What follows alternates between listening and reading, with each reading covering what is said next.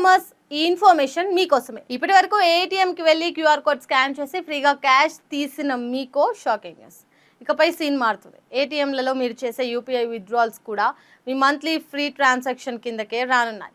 ఇప్పటి వరకు కార్డ్ లేకున్నా ఏటీఎంలలో స్కాన్ చేసి విత్డ్రాల్ చేసుకున్నారు కదా. ఏప్రిల్ 1 నుంచి అది కూడా ఓ ట్రాన్సాక్షన్ కిందనే కన్సిడర్ చేయనున్నారు అధికారులు.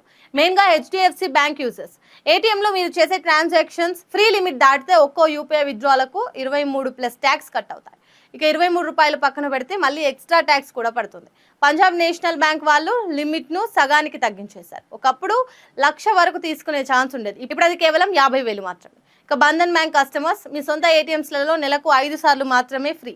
వేరే బ్యాంక్ ఏటీఎంస్ వాడితే మెట్రో సిటీస్లో కేవలం 3 సార్లే ఛాన్స్. ఆ 3 సార్లు అయిపోయాక ప్రతి ట్రాన్సాక్షన్కి 10 రూపాయలు పడిపోద్ది. బ్యాంకులో ఇలా ఛార్జీలు పెంచుతుంటే ఇక నగదు కంటే డైరెక్ట్ యూపీఐ పేమెంట్స్ బెటర్ అనిపిస్తుంది కదా. మీ మంత్లీ క్యాష్ అవసరాలను ఇప్పుడే ప్లాన్ చేసుకోండి, లేదంటే అనవసరంగా బ్యాంకులకి దానం చేయాల్సి వస్తుంది. ఇక ఏప్రిల్ 1 నుంచి ఏటీఎంలలో లిమిట్కి మించి స్కాన్ చేసిన ఛార్జీలు తప్పవు. ఇక బ్యాంక్ స్టేట్మెంట్ చూసుకునేటప్పుడు 23 రూపాయలు కట్టింగ్స్ చూసి షాక్ అవ్వకండి. ఏప్రిల్ ఫుల్ చేస్తున్నారు అనుకోకండి. ఈ ఇన్ఫర్మేషన్ను మీ ఫ్రెండ్స్ అండ్ ఫ్యామిలీకి కూడా షేర్ చేయండి.